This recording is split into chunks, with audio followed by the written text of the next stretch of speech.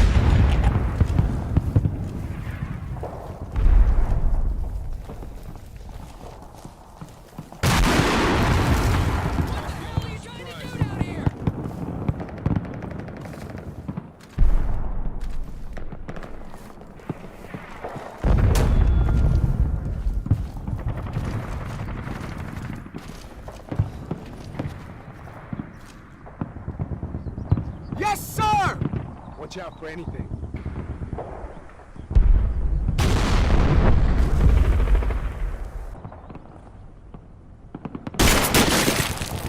This way.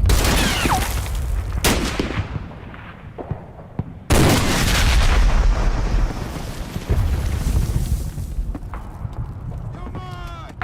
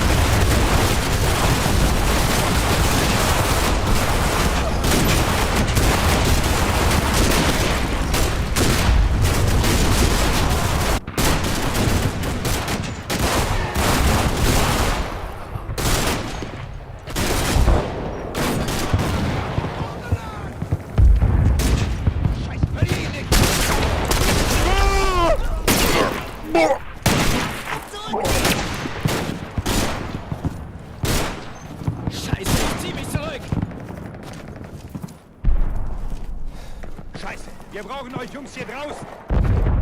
You will do your duty, men. Einsatztrupp zurückziehen! Einsatztrupp zurückziehen! Zurückfallen! Zurückfallen!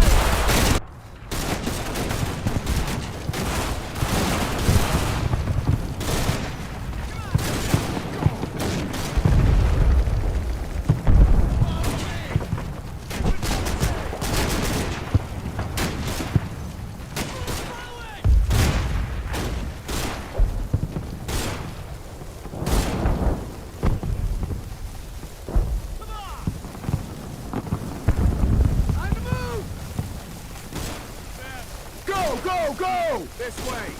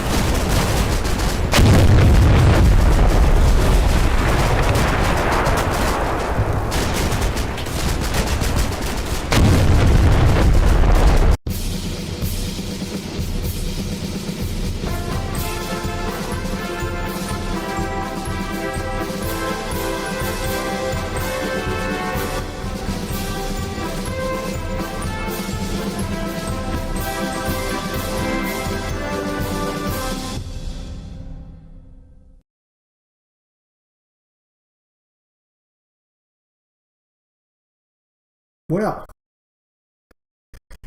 and here we are at the end of holding action.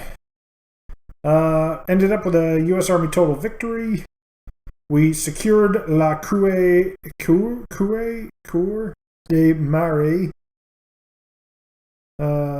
We secured the enemy casualties parameter. We secured the friendly casualties parameter.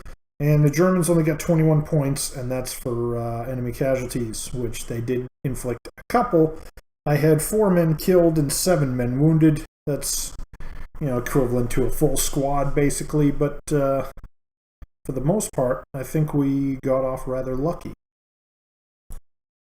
Notable instances, as you can see, we did manage to put in our initial plan rather well. I had 1 squad run off around this side. They ran into a couple of enemies, mostly right down here. Oh. I thought I'd buddy aided that guy. I could have sworn I'd finished, but I must have moved before I'd finished. But yeah, they ran into some Germans right here in this barn. I think if we stick the camera in there, yep, there they are. So these guys all got killed. That happens. Killed a few more dudes over here in these houses. Where is he at? Yep, right there. There's a team. A couple more dudes in this house right here. This was, as I'd surmised, the enemy's main line of resistance kind of ran along here. But the strange thing about this scenario is that we didn't run into a lot of coherent enemy defensive positions or anything. Because, sorry.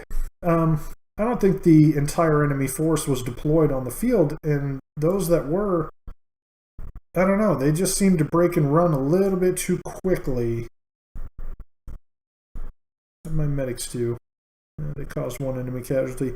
They did buddy aid a few guys, and they did work in their usual fashion there.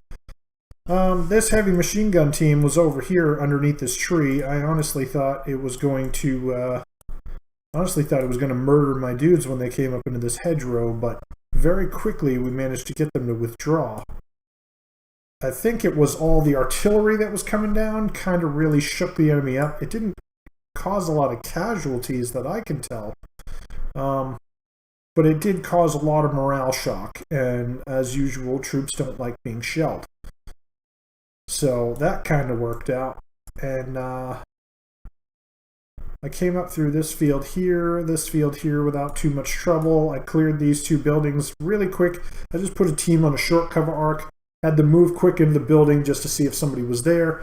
They got a spot on the bunker over there, and then they just moved right back out again. And then they moved up here and did the same thing with this building. The big kind of turning point, I think, was just us managing to kill off that enemy squad that was up here in these buildings from this hedgerow. That kind of just opened things up. Oh, jeez. A little bit of a duel with a sharpshooter team. I think he's still in the upstairs of the building. Yep, there he is. That guy, he accounted for 2 casualties, actually, all by himself. And I don't know where his spotter went, but yeah. That was a bit unfortunate. I think it was my own... I had a guy with a scoped rifle in here, part of a fire team, and he actually managed to take him out. That was pretty impressive. There was a little sniper duel going on there. But at that point, when I realized there was just a single sharpshooter shooting at me, I just took all my guys and I just ran them right up. Because I'm like, well, one guy with a rifle isn't going to stop an entire platoon from charging across the field. Like, no matter how good of a shot you are, you're not gonna stop everybody. And once I got up into here, I lined up on this road, and then I was like, well, there's still no more resistance. I put some dudes in this hedgerow over here. There was still no more resistance. We ran into this heavy machine gun team over here. And that's pretty much it as my squad over here got into that hedgerow. So I was like, screw it. So I scooped up a bunch of guys and I just ran them right down this road across over here, straight across the road. And then we came into contact with the bunker, which unfortunately this guy died while attacking it. But his buddy over there managed to kill at least a few dudes. And we used the demo charges on that and blew it up. And for the first time, I've noticed that withdraw in towards the enemy thing. Although it could have been an artifact as far as this map is concerned, because this hedgerow gap right here, when they had a withdraw order, the enemy ran through this hedgerow gap just ahead of them, and these are the 2 guys that came out right here. And then he had a morale shock, and he ran ahead straight through here too. So they both kind of went in the same direction. But, you know, that was probably just an artifact. The only time I really noticed it was these guys... Where were they? Oh, I've already buddy aided the casualties. Was this team from this squad. The first team from this squad. When I put them up in this hedgerow right here, they started shooting at the enemy, and then the enemy turned and shot at them, and they panicked, and they ran forward out the hedgerow gap here, and then straight over here, and then back down here. I think it's because the fast order was placed back here in dead ground, basically a dead zone where they couldn't be shot at. And but the fastest way to get there was, instead of running back and around the house and out this way, they just went straight ahead out in front of the hedgerow here, turned, and then came back here. You know, typical kind of pathfinding issue there, but I mean, that being said, I did notice it, but I think it's rather easily explained in this particular instance.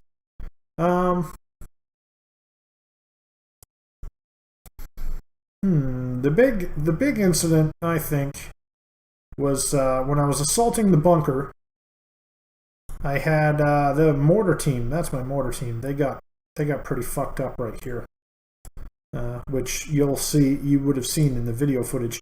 When I moved across the road over here, one thing I wanted to do was I had the two teams from this squad.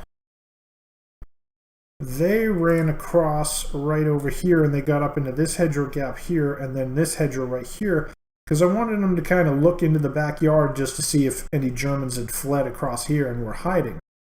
And when they got over here, they got an armored car sound contact while they were here. So it's like, okay, I'm going to move bazooka team up this way because I'd split off an anti-tank team with the bazooka. And then the rest of the squad came in here and they turned this way.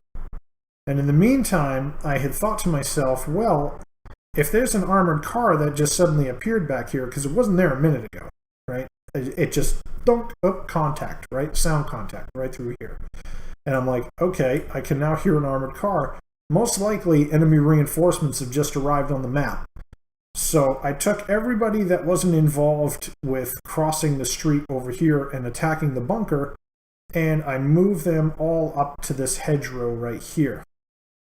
Because I'm like, well, you know, like the engineer team, I had a second bazooka up here just in case there was another vehicle or if it managed to drive away before my dudes could get there. And then I had the engineer light machine gun team, and then the rest of these guys, see, this squad was in this platoon, and I had these guys from this squad.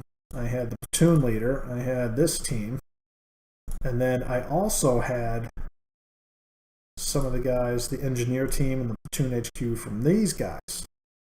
Because this third platoon, if you'll recall, had the job of clearing both sides of the main road over here, clearing out these buildings and going this way.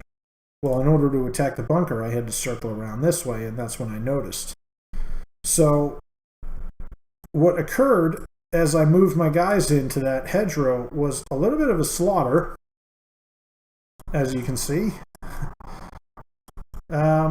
It kind of started off, I think what had happened was the enemy reinforcements had arrived the turn before, and they were moving down this road to the crossroads here. But I don't know where they were going to go after that. I think maybe they were going to keep moving down this way, down the paved road, and then deploy somewhere over here, or maybe get into this area or something like that. I think they were intended to contest the objective zone. But as you can see, by the time I'd gotten up onto this hedge right here, I pretty much had the objective zone. So I don't really know what they were doing. It was a pretty kind of sloppy little counterattack. And the fact that they basically just ran straight down the road, if instead of running down the road, if they had just run in here and got on this hedgerow, they would have been there one turn before I had gotten up here, and that would have been a slaughter on my side. Very, very vicious slaughter. But if it wasn't for the fact that I heard this armored car, the turn prior to that, and I had a contact here, and I'm like, wait a second, why is there an armored car contact here? That turned the entire situation over here around like 360 degrees in a single minute. And this is what you get when the enemy hears you coming. Because I quite literally did hear them coming, and that was pretty awful. Other than that, I took out the bunker over here, and one thing that I should note for, you know, those of you paying attention who are savvy to this sort of thing, when you have barbed wire directly across from a hedgerow, like in a diagonal like this, I ordered a team up and I ordered them to blast through the wire right here, and then to move over to here and then blast through the hedgerow. But what actually happened was they moved up to the wire, they hid, there was an explosion, an invisible explosion, it didn't even show up. This piece of hedgerow disappeared here, then they stayed sitting here, and then they waited, and then boom, and then this piece of hedgerow disappeared. And the only way I could actually get through the wire in that particular case was to actually move a team up here and then go through this way. But it was only a single incident, and I had plenty of demo charges, but it was just something to keep a note of. And I blasted through this fence just fine, and then I did this one from behind. I actually ran around over here, and then I blasted in this direction. So that worked out just fine.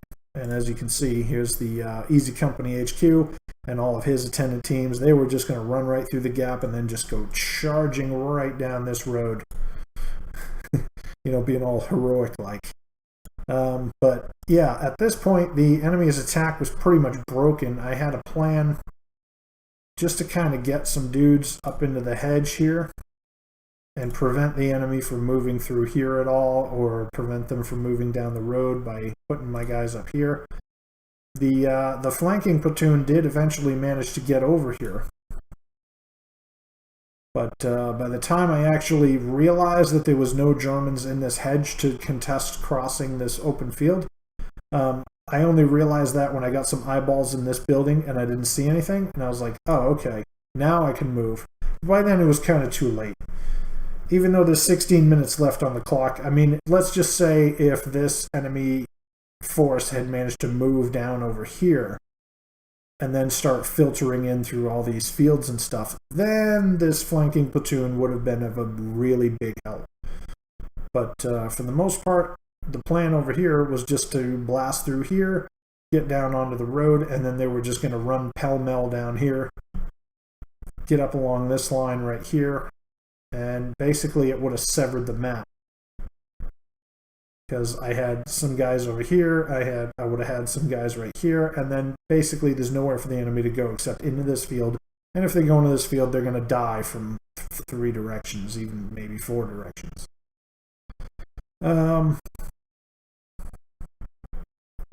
But, you know, what can I say? I guess that's pretty much it.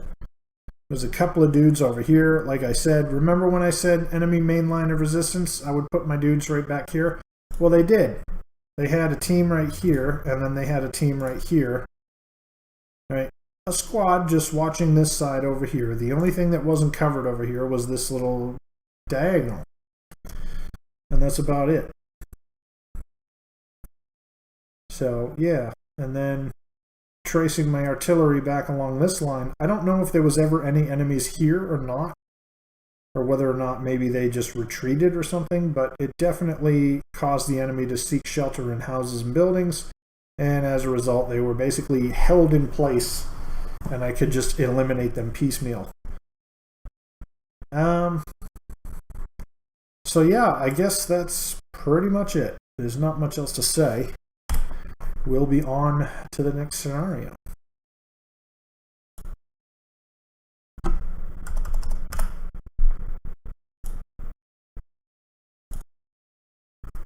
So, welcome to a bonus feature, I guess. As I was editing this video, I realized that I forgot to hit the record button at the end of a turn, and as a result, what you're going to see is my entire turn-taking procedure. Over here, you're going to see my, I'm probing that building by using a unit with a short cover arc. They're just running in and out of the building. And then I'm plotting forward my next set of moves. I'm going to add a pause to whatever unit that is selected. Yeah, they're just sitting there providing cover for the unit going in. They're going to pause while that first unit runs in the building, and then they're going to run up here. And then I'm going to add a short cover arc, just so they don't shoot anyone else. And their job is just going to be run up to the building. And then they're going to go inside the building, run up to the second floor, and then they're going to come right back out the building and hang out behind it. They're just basically just going to run in there, see if anybody's there. If nobody's there, then they're going to run right back out of the building. No harm, no foul. I don't know if there's any enemies across the street that are looking, but I do have some units on the road looking across. You're going to see them in a minute. And then this unit is also going to pause. They're going to run right up to this little crossroads here. Actually, no, I think I changed my mind. I'm sitting there looking at the sight lines. I'm going to extend their pause, and then, yeah, they're going to go right up against that hedgerow right there, and then they're going to stop, and they're going to look. So yeah, that team is there to provide some belated cover if the first team gets shot at while they move across the road. Then this team is going to move up behind the next team. They're going to be following the same path. And this is my first. These teams right here are in my first jump. The second jump you can see is right behind them. Here I am just checking all my pause commands, making sure the timing is good. And then I'm probably going to order these guys. These guys are going to move up because that first jump of teams is now advancing forwards. What I like to do is I like to take my teams that are right behind them, and I like to advance them forward so that they're never more than, say, a hand grenade's distance. Well, maybe not hand grenade distance, but I like to keep my second echelon teams no more than, like, say, 30 or 40 meters behind the first echelon. And if I have what I think is a covered move, I'll just move them right up, and we'll keep them in position. There I am checking the spacing of my teams, making sure I've got one team per action spot in order to lower my unit density. And then I'm going to take this mortar team, and they're just going to move right up to the corner there, and they're going to hang out with the platoon leader. And that hedgerow line, here I am checking the line of sight from that two-story building in the back that has an enemy marksman in it. Just making sure that they stay out of line of sight. And then here's my scout team on the other side. He's going to continue his probing move. I gave him a hunt command, just going ahead one action spot. That's it. Watch. I go one action spot forward, and that's it. For the entire 60 seconds, that's all that scout team is going to do. Going to move forward one action spot and see if they get shot at. Meanwhile, the rest of the platoon is going to jump out of their buildings, and they're going to line up on the road ready to deploy. Because if the scout is able to cross that field safely on a hunt command, then this entire platoon is just going to pour across that field as quickly as possible. You know, it's going to be one team at a time, one squad at a time, but they're all just going to run across super quick. I'm just getting them ready. As we pan the camera back over the middle, you can see that HQ team, HQ assist team right in the middle. They finished buddy aiding those two casualties that are over there. My timed mortar target order ran out, so now I'm just giving them a regular target command. They're just going to continue shooting at the house. And then this team over here, they got two rifles that are able to engage, and I'm just having them plink away at the upstairs floor just to give them a little bit of consternation. Now my thought process moves towards supporting that first jump as they clear the two-story houses, and I think to myself, well, if there is any Germans straight across the street, I'm probably going to engage them with my first jump teams, and then I need other teams ready to move up in support very quickly. So this group of teams over here that I'm now redeploying, their forward movement past these barns have stopped because of the presence of the enemy sniper and the possible presence of enemy troops in the hedgerow beyond. So I might as well do something else with them. I'm going to move them onto that street. And then here you see me saving the game. Every time I hit the red button, I always save my game first. And I always save over the last game. And then what you're going to see here, the turn is going to play. See my team's moving up. Here I am. I'm just watching that first move, making sure they're not getting shot at. But I always save my game before I hit the red button, and the reason I do that is because I don't want, I don't want to make a save game at the beginning of the scenario and just think to myself, oh well, if things go tits up, I can always go back. What I always do is I always save before I hit the red button every time, and I always save over my previous save. It's called Iron Man save. And basically what it means is the maximum amount of time that I'm able to go back in time is 60 seconds at any time. Now you see the cover teams are moving up. See, I didn't know if there were Germans in that house. Maybe they were on ambush orders, maybe they were on hide orders, but the fact that nobody had been shot at from there previously basically led me to think that the house was empty and that first team over there was going in. Now what I do is I park the camera off in the distance, and I notice that gunshot and the sound of somebody getting hit. So I just play through the turn, and I click 5-second intervals just real quick, just to see if any teams have taken a casualty. And as you can see, I did take one casualty there. And now I'm thinking about, okay, I've got a casualty. I need to buddy aid him. What's my HQ assist team doing? Well, currently they're free because they're not buddy aiding that group. But the sniper would probably shoot them. And here I am looking at where the casualty was, and I'm checking the line of sight. I'm just seeing, like, could he really shoot me from there? I don't know. But this is part of my analysis process. I mean, this is just basically me taking a turn. Here I am about to record the next turn. You will see it in the video. And I guess that's it.